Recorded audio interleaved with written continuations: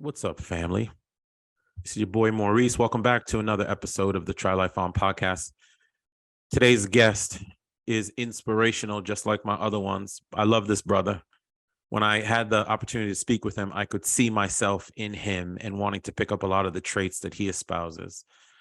Knolly Williams, better known as the business healer, has developed his own methodology related to focusing on big picture priorities and delegating everything else.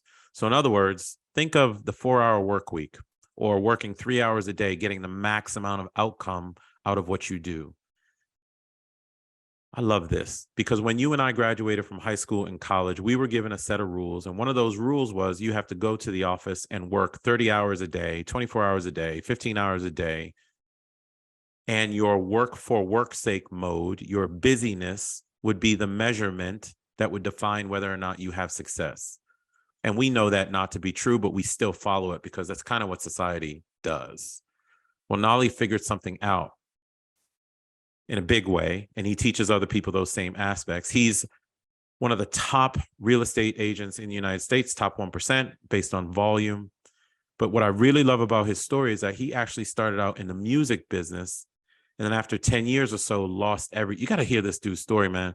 He lost everything, had to start over, and then figured out he could do the 20% of things that would get him the 80% of results. And I think that's what you guys need to hear out there and see how someone like Knolly applies it to his life, to those that he coaches, and to his business, because he is no joke.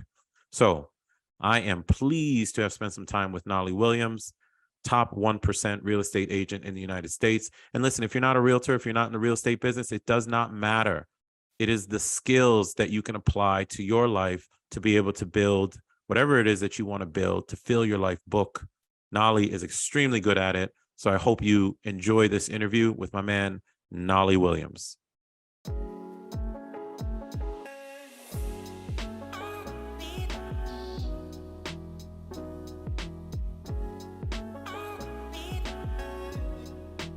Hello, everybody, and welcome back to the Try Life On podcast. This is your host, Maurice Philogene, and I am here with an amazing human today, Mr. Knolly Williams. Knolly, how are you today? I'm blessed, man. I'm doing really, really, really well. Thank you. Thank you, Maurice, for It is having me. good to have you. I heard about your story probably 3-4 months ago, and for the reasons I was telling you, I think it's really important for people to get to know you because my listeners are trying to figure out a way to try life on for themselves. You have certainly figured something out and you are executing it day to day and have been for a very long time. And I'm sure you're still growing too. So it'll be important for people to hear that. But just as a way to preface the conversation, I'll just throw out to folks that Knolly started a record label back in his 20s, highly successful.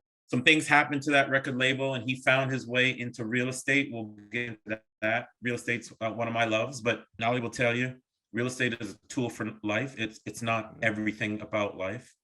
And he now travels around with his wife doing amazing things around the world, empowering people, and has just released a book called The 3-Hour Workday, which is a formula by which he's subscribed to. So I hope we can get into that as well. But Knolly, I'll start you off. I'm kind of aware of your background and kind of growing up. And I know you had some tough challenges growing up in your family as a kid, and you turned your life into a success. How in the world does someone who grows up that way, kind of an abusive state, get to where you are? Because a lot of people are going through the exact same trials and tribulations one way or the other. Yeah, well, let me start off by just thanking you, Maurice, for allowing me to be on your show, man. Your story is spectacular. It's one in 100,000, if not one in a million. Very, very unique. And I thought for a while there, thought I was reading my story until I saw that you were a police officer, special agent, and then you went to 96 countries. I said, no, that's not my story. I'm still writing that part. Right on, That's so I really appreciate and respect what you've done. And I Thank was you. going to apologize, man, for my crappy video. But again, that's just part of the life we live. I moved to Puerto Rico 2.5 months ago after being in Austin for 33 years. And my wife and I moved to Puerto Rico. We're living the dream. We got the ocean view in the back of the house, and on the side of the house, we have a mountain view. And we left Puerto Rico about 5 days ago to do business in the Tampa area. Hmm. We knew that there was a storm coming, but we didn't think it was that big a deal. We had tickets to go back home yesterday and obviously did not go back home. So the beauty of what we've created, Maurice, you and I, is that I have my laptop with me. I did not bring the cameras and stuff that I normally like to use when I'm doing podcasts, but who cares? Yeah. I got great audio, Yep. and I could be gone for 6 months. Yep. And Geographic still, freedom at its yeah, best. absolutely, absolutely. So I appreciate you and your story. And just to answer your question, I grew up with physical abuse, mental abuse, verbal abuse. My mom had a master's degree in psychology, which she actually used in positive ways and in negative ways. And so my name is Knolly Alexander Williams Jr. My dad's name was Knolly Alexander Williams Sr. And I look like dad. I probably have his mannerisms, his features, and mom hated dad from the Mm. time I was about 6 years old. They split up, and I was the reminder that stayed with her of the mistake that she made. And Uh, she was very careful about reminding me that I was a mistake, that I wasn't supposed to be here, that I wasn't worthy of her love, and that I should never have been born, and that I would never amount to anything. And so, Maurice, a lot of my life, man, has been, I like how you said you basically you're self-actualized is what you actually mhm, become. And mhm. you either go one way or the other. You go you end up dead or in a ditch, or you say, you know what, I'm gonna prove my naysayers wrong. And I went that route. But little did I know that it was really trying to prove me wrong because I believed the brainwashing. Honestly, I did for a long time until I looked up and said, I have greatness. I have something to share with the world, and the world needs this and desires it. I'm not an accident. I'm here on mission for a very specific purpose. I chose to be here. And so it's how I live my life every day, preach the three freedoms. And when I read your story, it's the same: time freedom, location freedom, and Yep. financial freedom. Yep. It's ultimate, man. Man. Try life on, baby. That self-actualization part that you're talking about, that's for real. Hmm. That is us just doing things and course correcting along the way. You don't have to be an expert to get something accomplished or to go after a goal or a mission or to help someone. And it's not always about money. It can be about money, but it's not always about money. It's about impacting people and what have you. But we just have to give it a shot. We don't have to go just by status quo at all, right? That's right. I know you're not a status quo guy. Can you talk a little bit about what you did in the music industry and how you had the balls to get started, to be honest? Like, how did that all come about? You know, when I was 13, man, I listened to It's Like That by Run DMC. Yeah, And of course. the backside of that was Sucker MCs. And I was mesmerized. After about 50 times listening to that, I said, that's what I want to do. You know. Wow. Now, mind you, Maurice, the year before, I wanted to become a computer programmer. Okay. So I took computer programming classes at 12 years old. I was an undercover nerd. I would take the bus to that side of town to do computer. Well, on my side of town, they didn't teach it for one, but also didn't want to be seen as the guy that was interested in that kind of thing. But I liked putting rhymes together, rapping, DJ, turntable, scratching, everything. And when I was younger, I got into more like gangster rap because I grew up in South Central. Yeah. When I was 10, we moved to South Central LA. We actually moved away from there to the outskirts, which my mom thought would be better. It was the same. And I started doing rap, getting into the hip hop and everything. And then when I turned 18, I found Jesus. So I was like, Oh, wow. okay, what am I gonna do now? Well, I didn't realize that there was a whole Christian rap culture. And so I got into that. And then by the time I was 23, I decided that's when I had my last W-2. Hmm. And I just decided I'm going to give this a shot. So I raised $1,800. Back then, they didn't have the internet and they didn't have GoFundMe. So I came up with the idea that if I sent letters out asking people for $50, $20, $100 to help me start my business, people would maybe help. And it wasn't alone. It was just, can you help me? You just Yeah. wrote people that you knew letters and said, I'm doing this. Can you give me Yeah. $20? Yeah, and it's interesting, Maurice, because the way I Wow. did it was I knew I needed $1,800 to create my first album. Yep. And so I'm at my friend's house with chihuahuas. So you're going to hear them in a minute. That's okay. And that's part of our lifestyle, right? Yeah. So For so sure. so so I knew I needed 1,800. So I said, well, if 18 people give me $100, or if so many people give me, so I made $25 shares. Okay. So I said I need X number of shares toward launching my first album. Hmm. And so I let you pick. Do you want to do 2 shares, 3 shares? If you did 3 shares, that's 75, 4 shares is 100. And so that's what people did. And I made a little coupon that I included in the letter. You filled out the coupon. I support you with this number of shares. You checked it off, and then you included your check. And then I allowed people to make their check payable directly to the studio instead of paying me. So they knew it was going directly to Wow. what my ask was. Yeah, we got to ask for help, Maurice. Well, but And that's the thing. yeah, I want to help people who I'm pausing like that because that's actually a mind-blowing thing for most people to consider what you just said. yeah. So I'm just going to repeat it because for you, it's probably normal. It's your normal thought process. But I'm starting to realize our thought process of like trying life on and getting after things might be a little bit different for some. Were Sure. you nervous? What was the psychological framework you had to be like, you know what? I'm just going to write letters and ask people for $20 Yeah. for this. Did it make you nervous? Were you fearful? Were you worried what people were going to say? How do you get the courage to do something like that? I was very fearful, Maurice, because I've struggled with feelings of unworthiness. And that little me, we all struggle with the big me and the little me. The big Yeah, me wants to play big. no The doubt. little me is like, fool, who's gonna give you $20? People don't have that kind of money. $100? No, come on. These people don't know you like that. Don't send it to that person. That's the little me. And what I decided, Maurice, I've learned to transcend. The voice is there, but I transcend it. And I listen. I was like, oh, he's scared right now. I'll pat you on the back. It's gonna be okay. Don't worry. We got Yep. this. And so what I did, I transcended the ego in that moment.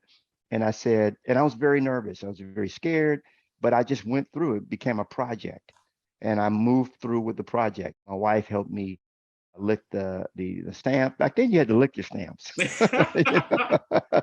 She helped me lick the stamps, What's the time frame?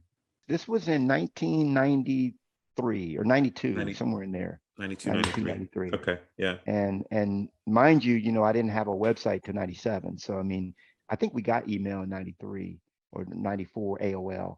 So I mean, this is dating me. I'm 52. Hmm. But yeah, this is I was 20, 22 years old. And I knew that I wanted to I knew I was an entrepreneur. My dad was an entrepreneur. My mom worked in as a social worker of all things with at-risk youth. And the stuff she couldn't do to the kids she worked with, she would come home and do with to us. Yeah. And I say it with a grin because I really have. I've forgiven my mom. I love her. She's Yeah. a beautiful person, and she made some bad choices, my upbringing, and I've forgiven her for that. And so, but back to this, I knew that I needed the money, and the fear of failure for me was bigger than the fear of what people would think of me. Okay. And fear should really never be our motivation. If you look at it at the end of the day, Maurice, the only two core motivations we have are fear and love. That's the core. Like you could say Should you're be. motivated by guilt, shame, anger. All these things either go to fear or love. Yeah. Most of my career, I've been motivated by fear. Like, what are people going to think of me? But I'm more afraid of not trying because that's automatic default failure. Yep. I had a guy tell me this weekend, he says, man, I'm afraid to try because I might fail. I said, well, you just failed because you didn't even get out of the gate. You didn't even try life on. Exactly. Exactly. But I Yeah. think everybody's so worried about what peers and colleagues and things of that nature will say. I guess similar And to they're your gonna say it story. to you either way. See, They're that's the gonna hate. that's the They're gonna key hate on right you either there. way. You just Yep. literally gave people the key to whatever life they want to have. Sure. It doesn't matter. They're going to have an opinion no matter what you do or don't do. Absolutely. So you may as Absolutely. well live the life you want to live. You may as well go where you want to go. When I would tell fellas or whatever, hey man, I'm rolling up to the Finnish Arctic for the weekend. Mm, Like, what? Why would you do something like that? yeah. I used to tell people to come do stuff with me, and then I stopped trying to convince people. And then now people will say, well, how did you get to 100 countries? Because I never asked anymore. You just go do stuff. I love the fact that you said your fear of failure was bigger, but not trying is an automatic default failure. Yes. That's what I hope people just picked up from that notion. You went after the record label industry. Yeah. Probably had fears in it, but you just did it. What happened with the record label stuff, just to kind of tie it off? And then just where's the transition to the next sure. thing? So with the $1,800 that I raised, Yeah. and then I basically gave a 3-month notice at my job, which is crazy, but I love my boss. He was an attorney and I worked for him and we got along really well. So I gave him a 3-month notice. I trained someone else. And within 5 years, Maurice, I was making $150,000 a month in the music industry. I had 14 employees. We were distributed by EMI Capital. We had 18 artists on the label. When I was 26, I bought a 6,000 square foot house on 10 acres. I built these buildings on it. I built a recording studio and I built an office building. And we were doing well, man. I mean, by the time I was 29, I made my first million. Actually made $2 million that year. And so that $1,800 really, that seed money really went very far. And then digital came out. Did you know that was coming? Did you, Yes. in your heart of hearts, think you could make that was coming? No, 150K a month? No, I do things for the love of it. I've made a lot of money. Yeah. I've made millions and millions and millions of dollars, and I know how to make money. I can leave you with 25 cents, and you'll be back in high cotton quick. And so that part of it, there's no longer the fear of loss. I mean, because the money in the bank is not what you trust. It's this. Now, if I lose something here, then we got a and with the mental, but it was not in my imagination, but I knew I was going to succeed. Yeah. Because I didn't have a choice. I'm much more an impact person. And absolutely. You know why I love business so much and why I was so hesitant to do a podcast, but now I'm happy that I'm doing it? Because business and doing something like this connects you to incredible people. I love that aspect of it. But when you said the 150K a month, what came to my mind right away is that people don't realize the power of human potential. We don't even know that we can make 150K a month because we've been taught in school, and what our parents tell us is 100K a year is fantastic. Yeah. So your brain is so wired to think 100, 150K annually. It's not a bad salary, but 100 to 150K annually is the thing. And you and I always had the potential to make 100 a month or 500 grand a month or 5 million a year. That's what's missing. So I'm glad you brought up that example because you were what, 29? I was 29 at that time. 29 years old, making 150 grand a month, using that money appropriate. So I think that's a great example. And I had no idea what I was doing, man. I mean, none. People were look back and say, man, we had the world's #1 Christian rap label. We were distributed in 700 plus stores. Then we ended up in all the, like back then, Sam Goody, Musicland, Camelot, all those kind of stores. I mean, we were in thousands and thousands of stores. And what I didn't see was digital. And I like what you said earlier is that, you try life on and then you could always make adjustments. You can pivot. I call it tweaking. You can always tweak. Don't wait for it to be perfect before you get out of the gate. Launch and then tweak as you go.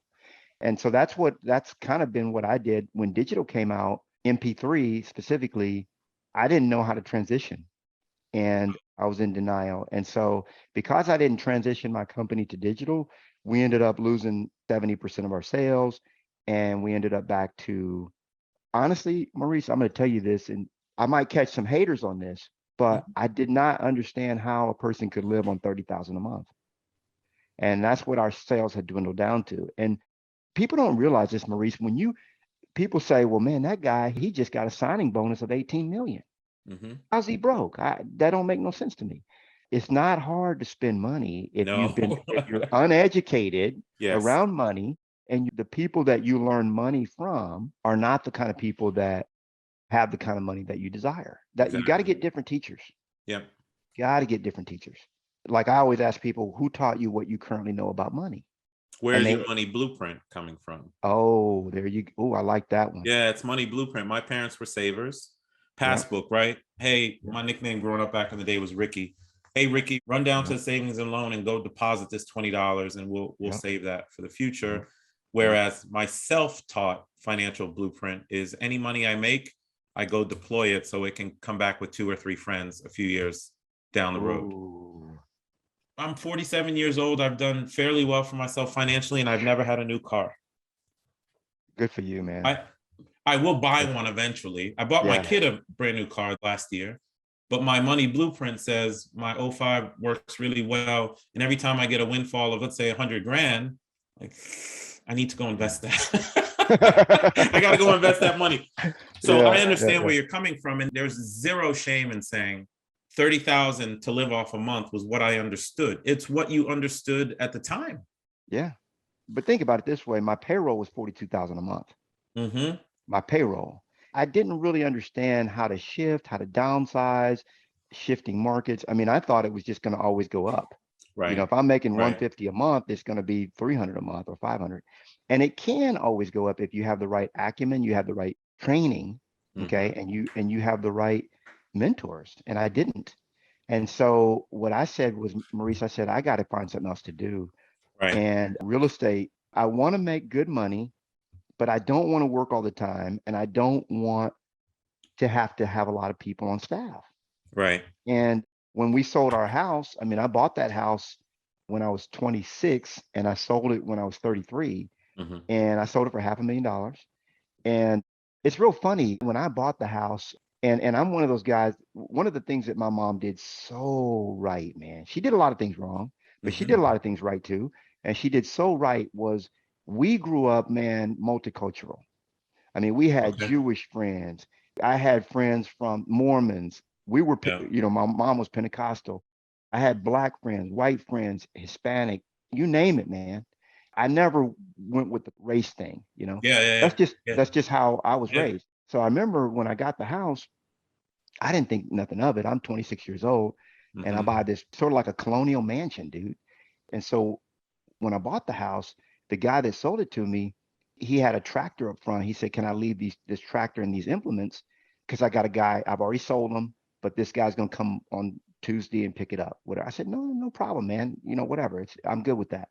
So this crusty old Texan rolls up to pick up this tractor. Yeah. And I mean, this guy, he probably was 60, but he looked 80, weathered farmer, you know. And so one of my employees came. He said, "Hey, the guy's here to pick up the tractor." So I said, "Okay, let me go talk to him and, you know, shake his hand and then tell him come on to my property, do what he needs to do, and then that's it." Yeah. So I had to walk all the way from the house all the way up, and the guy looks at me. He said, "Oh, I was waiting for the owner to come." I said, "Oh man." Now think about this now, Maurice. Yeah. Here I am. I'm a skinny black kid. I'm grungy, man, because we're moving in. You know, I got a cut off t-shirt, shorts. I probably hadn't showered in 2 days. I mean, I'm moving in, you know what I'm saying? So the guy looks at me. He said, "Yeah, I thought he was going to send the owner up." And so I said, "Oh, no problem. What can I help you with?" He said, "Yeah, I'm just waiting for the owner." I said, "Oh, sir, I'm the owner." And if you could have seen his face, Maurice, I oh have my an idea. goodness. And he looked, his eyes got big as saucers. He looked at me, Yeah. and then he looked at the house in the distance. Then he looked at me again, and he looked at the house, and all he did, Maurice, is he hung his head down and he just shook it. And you know what he told me? He said, "A man can work all his life and never have something And never like that." have that. And I'm 26 years old, man. Yeah. It's hard I to didn't think appreciate nothing at of it. that point, I would I didn't assume. think nothing of it. I was like, well, Yeah. I'm doing my thing. Right. And I looked at the house for the first time, man. It was just a business deal to Oh, it me. came to you. Yeah. Yeah. It I came mean, to here's you. this guy. He had dirt under his nails, and somebody told him that he had to slave away 15 hours a day just to eke out a living. And I'm doing my thing, buying houses for almost $500,000 at 22 years old. You know, or 26 is when I bought the house. I didn't know that what I was doing was spectacular. You know what I'm saying? And like you said, make the extraordinary ordinary. What did you say? We can make the extraordinary ordinary. Ordinary. That's what I You was did doing. it in your 20s. As far Yeah, as I'm concerned. but I really didn't have the gratitude with it. Right. And when I That looked at it, matters. I said, "Oh my goodness, look at God." And I had to give thanks. And you know, 100%. times like that have made me really, really grateful. But that's how I transitioned into real estate. I paid my agent $30,000 commission. And Mhm. I was like, wait a minute, you just made what I'm making a month now on A my one deal. deal. And so I said, hey man, tell me more about this real estate thing. You think I could do it? And Jack McDonald with Remax, he said, man, you could do this, dude. He gave me the confidence to try on a new career. And that's how I got into real estate. And I just hit the ground running. He was the real estate agent of you just selling your house. Correct. I didn't mean to interrupt you, but this is a Mm-mm. massively important point because you recognize something. I started investing in the Mediterranean, Cyprus. Okay, so Oh, I okay. build property in Cyprus now. I'm building a few Okay. neighborhoods and some My goodness. apartment complexes. When that opportunity presented itself, just on a happenstance conversation, it took me 3 months to get into my current business partner's living room in Cyprus. Wow. I heard it, my brain turned on. I'm like, opportunity. Nope, that's trying life on. Why can't I be the dude who's building? So I left, and we're on our third development now. Okay, I want to bring that up Wow. because of what you just said. You Wow. heard your broker say something. Where does your mind go to start delving into questions about his industry? And can I do that? Because most people would just listen and just tune out. That's what I'm trying to tell people. If I say, hey, Knolly, have you seen a blue Honda Accord today? You'll be like, no. And Yeah. then later that night, you're like, man, I'm seeing blue Honda Accords everywhere Yeah. because the Yeah. opportunity is everywhere when you start to see it. How did you Yeah. see when he said that it was an opportunity for you to build on? So this is a superpower that I believe everyone, you listening right now, you have this as well, not just me, but I live in the Yes. quantum field. I live in the quantum field. Now, the Bible is a quantum book. Okay. There's other quantum books out there, but I live in the quantum field, man. And so because I'm a super practical person, now I dropped out of college, but whenever I take any personality assessment, it says that I should have been an engineer. Okay. I'm Mhm. completely systems driven and systems oriented. So I think that way, very linear, but at the same time, I'm very spiritual. So I'm very in tune in the spirit realm and in the practical realm. So a lot of times I would hear things like when I saw the real estate, I was like, man, there's no way I could do that. I know music. I don't know anything about real estate. I've only ever bought one house. I don't see a lot of people that look like me selling houses, all the kind of chatter. It was a lot of chatter. But Mhm. at the same time, I'm naturally curious. Mhm. And so when I just started, just like you, I could tell, Maurice, you're just a naturally curious person. I mean, you Mhm. want to go to 100 countries just to experience it. Like you Yeah. don't even have no mission. You just want to experience life. And by the way, Maurice, a lot of people don't know this, but every area has sort of a different energetic field. And so what people don't realize when you travel, you're exposing yourself to different energetic fields. And when you're flying over certain Mediterranean or you're in Spain or wherever you might be, you're going to get ideas that come to you that would have Absolutely. never come if you would have Absolutely. stayed at home. You're sort of in a different energetic field at that time. So for me, Mhm. I just asked him out of curiosity because I was curious about, here it is, I'm paying you $30,000 and it don't seem like you did a lot. From my perspective, you didn't Yeah. really do a whole lot. And I Yeah. didn't really interact with a lot of people. Like you don't have a big team, a big staff. And so the money part of it appealed to me. And I got really involved in the process when I was selling my home of what it took. And I was like, okay, I think I can do this. So that's really what it was. And I tell my students all the time, stay curious. You never know where that next multi-million dollar idea is going to come from. Just like you said, where was it that you're investing now? Cyprus. In Cyprus. Cyprus. I Yeah. mean, who would have even that would not even remotely been in your field of consciousness. No, You know? no. And you know what? Field of consciousness, quantum field, law of attraction, God, Yeah, luck, whatever sure. the Allah. I don't The I'm universe. such a Yeah, believer now because once you get exposed to opportunity and you jump on it, God's grace provides so much on the amen. back end. Yep, Even if you fail financially, the sure, lessons you learn. Okay, sure. so the reason I'm in the Mediterranean is not because I was trying to make money. Right. It's just because I was working in Turkey in 2015, loving the Aegean Sea and the Mediterranean region. And I said in my brain, I don't know how, but I'm going to live and or work here in the future on my own terms. So Hmm. when that conversation came up with a friend of mine who reminded me, someone from college was married to a Cypriot and he was in real estate development, that's when the connection went nuts in my head that there was an opportunity there for me to create lifestyle, as you and I have talked about, right? Yeah. It's a beautiful Yeah. thing, but I love the fact, and I'm highlighting it for folks listening. When you sold your house, you noticed that you were paying your broker a commission of 30 grand. Right. And why not you? What was it about what he was doing that was unique to him? You could be doing that in certain places, and you started asking the right questions Sure. of that person to get after that opportunity. Am I saying that Sure. right? That's exactly right. Yeah, you hit it It's a skill, 100%. man. Ask better questions. In lifestyle design, there's this notion of asking better questions. How did I go back to try out for the NFL at 26?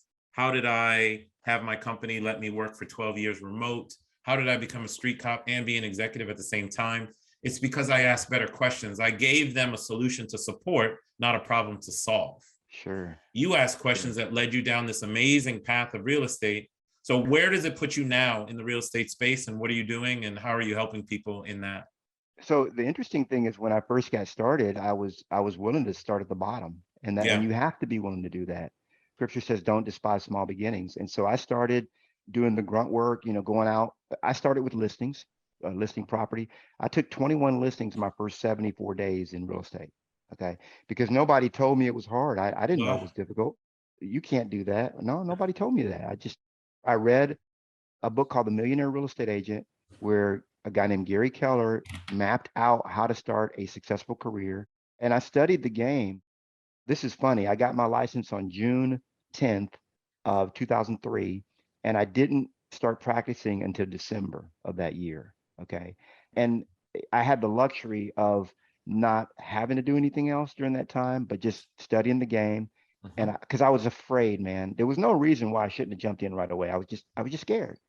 And so I wanted to know everything, and there'd be a lot of people failure to launch, right? So I Yeah. launched in the game, and I took over 1,000 listings my first 10 years in real estate. And I learned, which is huge because most agents in my market were doing 6 to 8 deals a year. I was doing 100 plus.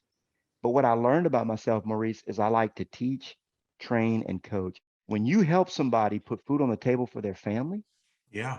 you help them have a Different. breakthrough, an aha, and it's something that they can use for the rest of their life. That's a paycheck that pays you for the rest of your life. I mean, the reason why, truthfully, Maurice, and you're the same way, literally, we could leave our home for 2 years and have a different place to stay every night with just Yeah. friends that Which people is that know friends us that you've crossed because paths we've with. Yeah. helped so many people and Yeah. we've allowed ourselves to be. I'm gonna highlight something. You said you like to teach, train, and coach. Yes, And part of the real estate business that you're in is doing exactly that for other people. sure. I sense now, I'm still growing. I'm 47, but I feel like I'm just in the second quarter of my life. When you can find something that you do on a daily basis that you love, money somehow starts to become a byproduct of it. Sure. Yeah. And Yeah. it is typical. People who chase money, in my opinion, this is just the world according to Maurice. People who chase money will eventually falter because Absolutely. it's not a good chase. But if you Yeah. chase helping people and money is a byproduct of that process, Sure. then you start making more than you could ever do with because That's right. it's just helping people. So I totally get where you're coming from. So are you investing in real estate or are you brokering as a primary? Where do you sit? The investing side, honestly, Maurice, is a path that I haven't gone down. I have a lot to learn, probably, Okay. from you You got in me that, now, in brother. that. Yeah, I appreciate it because what you've done, and it's so interesting because you can find people that are very successful on many fronts, but they still have fears, Oh you know. yeah. Yeah. Yeah. And one of my big fears, I have 330 agents that work under me. And one of my fears is like, man, who you think you are to be investing in? You can't own property. And so I have a couple properties, but nothing like what you've done, Maurice. It's incredible. So what I do more so is I invest in companies. So I have a software business, I have my training company, I have a variety of products and services that I offer, and then I have 330 agents that I teach, train, and coach to their ultimate greatness so Wow. that they can go out plus me, like do far beyond what I've done. And that's growing. By this time next year, I expect it to be 1,000 agents that I love are it. in my organization. Yeah. Telling you people, the human capacity is no joke. Knolly just said software company, training company, 330 agents training responsible for, real estate everywhere, started a music label. Knolly, you are the type of person that I didn't know existed when I went on my journey starting in my early 20s. And I was miserable doing it because I Yeah. thought I was an anomaly, but I was Right. not. I just Right. didn't know that Knolly was out there. We didn't have the internet to find each other. You know what I mean? Yeah. It is a gift that we somehow are self-propelled to success. Yeah. And it's something that can be awakened in anyone. Maybe not anyone, Maurice, but the one you listening to this right now, it can be You awakened can. in you Yes. because you wouldn't even be listening to this podcast if you didn't have what it takes to be like myself or Maurice, or even further than what we've done. You wouldn't even be interested in this kind of training. I'm So the fact that you're interested in this shows that there's a spark within you that can be ignited. And once that spark's ignited, you're good. You're good for life. That's I awesome. mean, That's you know what amazing. I'm talking about, I right? do. And if folks are listening to this podcast or reading your book, they're looking for something. Right. And that's where people like you and I come in. Like, we don't, I feel like I had imposter syndrome starting this whole journey of like try life on and tell people what I've been doing and all that type of stuff, because who's going to listen to me? In fact, there are thousands of people who need to, maybe millions, who need to hear from you and I on what has happened. Sure. How did we screw up many times, but how do we succeed so many times after that? Sure. Yeah. All of it, to me, Nolly, everything that you've done and everything that I've done in my journey, whether it's real estate or being a cop, or I'm doing some stuff in film and TV now, Nice. it was always related to trying life on and to living a certain lifestyle. For me, lifestyle is doing what I want, where I want, how I want. That does not mean sitting on a beach with a Mai Tai. I loathe being idle. I feel like Right. I'm not doing something Sure. that God placed me to do. Can you speak a little bit to lifestyle, mobility, time freedom? And let me just quick context.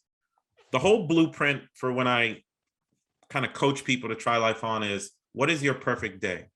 Mm. People write down their perfect day in minute detail: smells, taste, location, a GNC air blowing through the window, through the sheer curtain. Yeah. Like, what is that? Because we, you and I, adults, we forgot that we have the ability to dream. It's been stripped of so many people. So what is your perfect day? Okay, if that's your perfect day, then what is your personal blueprint to get there? For me, my personal blueprint is, I can't have employees. I don't want a brick and mortar building.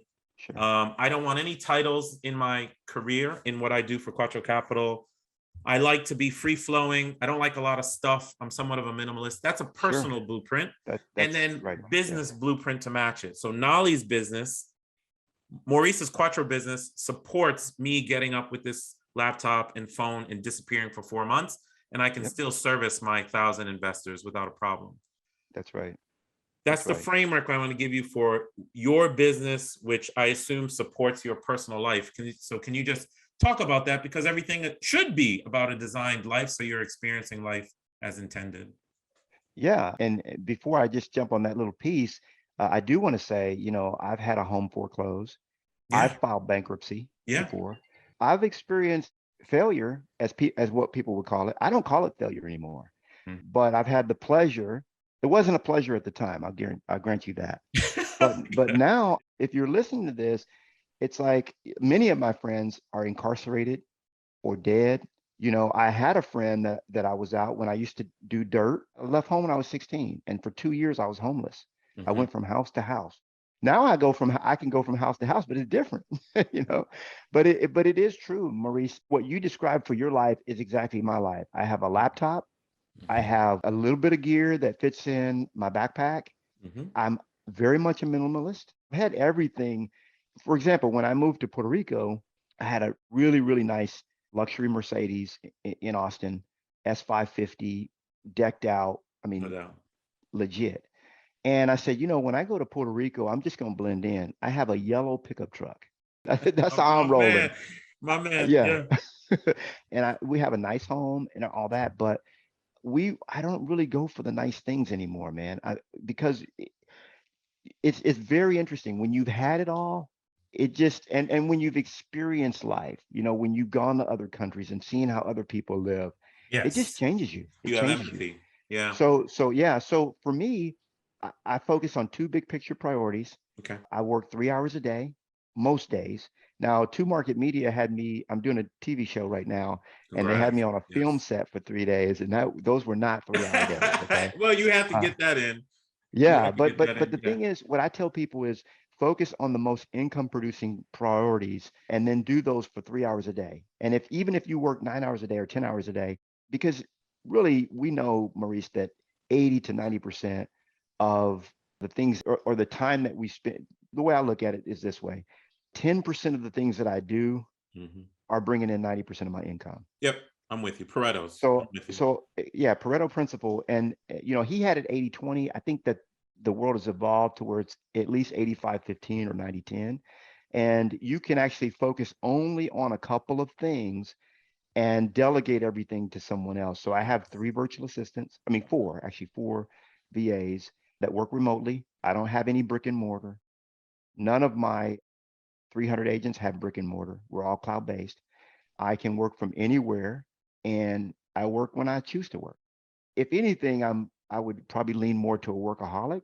And so what I discovered, interestingly, Maurice, was I discovered what is it that gives me that dopamine rush, that adrenaline rush about work. Hmm. And then I just transfer that into other things like, well, can we go to Switzerland for 4 days? And can I get it that way? So basically, there's 14 life areas, and career and business is only one of them. And the reason I'm why, sorry. You said there's 14 life areas? yeah, there's 14 life areas. I have this thing called the life abundance wheel. It's an Okay. exercise that I walk people through, and business and career is just one of the 14 areas. Okay. Right And on. so when you look at it, when someone like I used to be says, I just want to work all the time, I derive all of my pleasure from work, it's because I've never really gotten into the other life areas enough to see that there is pleasure in those. And what I was looking for was not just to make money and not just to work and feel valued, but there was some reason why I was burning the candle, putting in those 16-hour days, right? And I was able Give to you joy. transfer. I say, happiness is a byproduct of living your purpose. Mm. So I live my purpose within my business, but I also live my purpose in every other thing that I do. And so it's a very simple life, man. This morning I got up, I worked 90 minutes on my book, and actually the book is not out yet. Okay. It's not But out. All right. My bad. yeah, we Two Market Media got me a deal with McGraw-Hill, one of the top, actually the number Literally. one education publisher in America. So I was very pleased Yeah. with that. And so I spent 90 minutes on that. I spent an hour with my team, and then I'm hanging out with you. That's my day today. How could the day be any better, Oh, man? It's and my Try Life On people know the whole point of it should have been outside of being a service to humanity. The whole yeah. point of going to work, in my opinion, is to create lifestyle you don't need a vacation from. Anytime people Oh, say, "Oh, you're going on vacation," no, I don't. I don't do vacation anymore. I just that's go true. live. Man, it's so funny, and I know we're kind of at the end, but it's so funny that you said about dopamine because I was just listening to an audio book. I'm gonna grab it because I want people to track the book down. The Art of the Mm, Impossible by Stephen Kotler, Kotler. And he was talking in that book about making the impossible possible, the way that I talk about making extraordinary ordinary. And there are things that we do for life that give us dopamine, like meeting the girl, meeting the guy, going out with the fellow.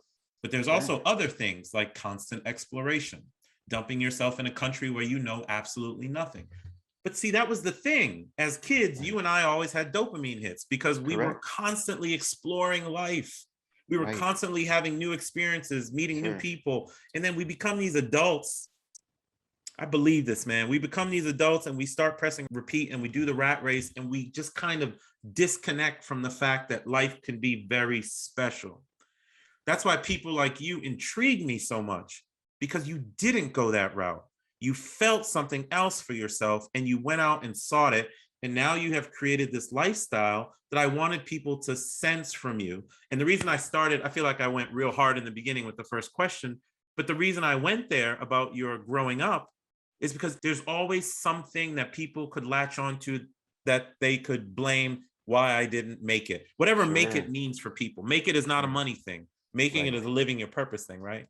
And That's you right. busted through it. Yeah. You busted Yeah. through it. So I Yeah. think your example is like phenomenal, man. Here's the funny piece about this, Maurice. Yeah. It's really funny because it's almost comical when you're looking at it in hindsight.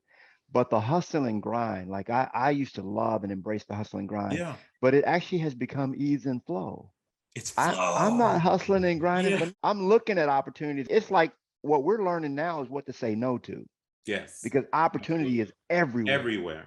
Everywhere. Everywhere. And when you it's just like you say, the quantum field, right? Hmm. Things, opportunities present themselves. So I hope that means you'll call me and talk with me about investing in general. Doesn't have to, I Yes, don't care if it's my company or not. Don't, sure. who gives a shit? I don't. I'm I the what same I way. want Yeah, is I get to meet someone like you, and someone like you collapses my time to understanding a goal down by years, which means I can do that for you. Which means when I get down to Puerto Rico and visit you, you're going to tell me absolutely. something that's going to compress what I want to do in life by 5 or 10 or 15 years or something. That's the Yeah, beauty of this whole thing, man. yeah, It just yeah, it really yeah, grabs me. I have a favor to ask. I know we're kind of at the end. I want to be respectful of your time. Can you just talk through 3 hour workday really quick yeah. and what the premise is going to be, and then how people can find it later? So the premise, honestly, the way the 3 hour workday came up was I started working with a company called Two Market Media, and you're familiar with them as well, I Maurice. am. And Yep. they discovered me on YouTube and they said, "Man, we like what you have to say. We feel like you could be at a higher level than where you are." Mm-hmm. And so the whole process was, let us figure out what it is that you do. And so I started the discovery process with them. And as I was going through these different calls, Maurice, they would be like, "Well, where are you now?" I'm like, "Oh, well, this week I'm in South Texas." And then the next call, I'd be in another city or I'd be in another country. And then the next call, next week, I'd be in another country. Then next week, I'd be in another city. And Wow. finally, Steve was like, "What's your background there?" I said, "Oh no, I'm just in the week. I'm in San Diego this weekend." And he was like, "I don't understand. Like, that's how you live?" I was like, "Yeah, that's just my Exactly. lifestyle." And Yes. he said, "I think that's your brand." I said, "What's my brand?" He said, "How you live is your brand." I said, that's 3 hour dumb. Like that's workday. how I live. We got to come up with some brand thing like this that's snappy." He said, "No, man." So we My started we man, started Steve. breaking down my process and reverse Yep. engineering how I got to where I am, Yep. living the life that I live. And it manifested itself in the 3 hour workday. And so I reverse engineered and found out there's basically 7 steps. So a lot of times we don't really think about how we got to where we are. Right. It was one choice after another, right, that led us to where we are today. But this is something that truthfully anyone can follow. The first step, Maurice, is to hone your superpower. Mm-hmm. You got to know who you are, okay, before you, and a lot of people go into business for themselves without really discovering what really makes them excited, what makes them Mm-hmm. get out of bed in the morning. They go for what will, a lot of people pick careers, what's going to pay the most money. But it really has to be something that's within your zone of genius, Mm-hmm. because that's what's going to be make it effortless for you, make it effortlessly, Mm-hmm. for you. And so you can skate through life. And Mm-hmm. then as the steps progress, it goes all the way through to where you actually design your 3 hour workday, which is sort of the final process. So that's really it, man. It's like now the 3 hour workday is a concept of picking two big picture priorities. Because what I've come to understand, Maurice, is that if you're in, like in most businesses, you being an entrepreneur, business leader, an author, trainer, speaker, coach, you're only going to ever have two problems. And that's, you either don't have enough money or you don't have enough time. Those are going to be your two biggest Mm-hmm. problems that you That's have. about right. Now, the biggest overarching problem is mindset. Mm-hmm. Your mindset needs to be at a certain level, but that's always going to be there. And so Valid. what I've come to discover is that you solve the money problem by learning how to generate leads Mm-hmm. and how to have the right kind of appointments with the right people. So leads and appointments solves the problem of not having enough money. And Love it. for me, money is not just It's now money, which is cash flow, and it's wealth creation. Which is So the equity on the backside. absolutely. So if Yeah. you focus on the most income producing activities in your business, you Mhm. just, and that's all you focus on, and you delegate everything else to someone else, it should only take about 3 hours of your day, because if you're working 8 to 10 hours a day, probably only 15% of it is what's creating 80 to 90% of your income and wealth. Yeah. Man, Um, and for the people listening, when Nolly's talking about the 3 hours that you can get done, or the 10% of things that'll get 90% of the results, in our coaching sessions, we do something called the productivity pyramid. It has 4 colors of time. One of those is dark green time, where I want people to spend the most time. sure. That we are saying the same thing in a different language, just so there are people listening who are going to be coaching students. Think productivity pyramid, dark green time, Pareto's law. Do the things that get you the most result, instead of the time wasting networking events that so many people go do in corporate and all that type of stuff. No, save your time. Use that time to build business on the outside, or go have experiences. I'll leave with this parting thought. In 2013, it was the last time I was promoted before I retired in 2021. People were like, why did you turn down partner 4 times? Because it didn't make sense. I could get the same check, relatively the same check, and then use that protected time to go build businesses with people like Knolly, or to go have experiences with across the world, etc. So I think, man, I can't wait to read that book. When do you have a tentative date when it Yeah, may be yeah, yeah. available? It's interesting because it's July 2023. July That and 2023. Okay. yeah, yeah, yeah. So I'll it'll be mark it on out. my calendar. Yeah, I'll mark it yeah. on my calendar. I hope people mark it on the calendar, man. Man, I'm so happy to meet you. I want to thank you for sharing your story with me. I'm being selfish, man. With me. Thank you for sharing your story with me. I'm just going to highlight for people a couple things. One, listen, when the quantum field is talking, or when opportunity presents itself, you have got to act on it. You don't have to be the expert. You can just act and course correct along the way. Nolly did say he had no idea what he was doing when he started the Christian record label. But what that tells me is the ability to start doing and figuring it out as you go. That is the notion of doing and course correcting along the way. There's not one wealthy or successful person who hasn't figured stuff out as they go. Nobody has all the answers whatsoever. And then the last thing that really hit me, brother, happiness is a byproduct of living your purpose. It Right. absolutely is. In my story, I did not go become a street cop at age 33 because I needed an extra paycheck. That's not what was happening. It was me living my purpose to do something unique for my own community. He is doing his own unique purpose, being the mentor, teacher, trainer to 330 agents, plus all of us people out here in electronic world. Knolly, I appreciate you, man. How can people find you if they want to reach out and connect with you? The easiest way is my name, if you can spell it, KNOLLY.com, Knolly.com. Nice. And that's a real name, by the way. It's I love it. my dad came from Trinidad. It's a Trinidadian name. Mhm. And so Knolly.com, you can find all things Knolly right there. And probably like you, Maurice, 90% of the stuff you'll find there is absolutely free. I had a guy reach out to me, says, "Man, how do I buy something?" It's like, oh, I got to make that a little more clear. Sorry. I have found that true people who truly want to give back aren't even worried about that. Like, money will come at some point. I mean, Sure. we are a business. We still have things to do, but it goes to the soul of who you are and the heart I know you have, how you conduct yourself, present yourself, and put your business out there. So check out Knolly.com. Find him on other podcasts too. Knolly, I really appreciate it, man. Thank you for giving me your time. Thank you, Maurice. I'm gonna have you on my show as well, buddy. I'm waiting. I'm waiting, brother. All right. I'll talk to you soon, Bless you, man. brother. Okay. Bye-bye. Take care.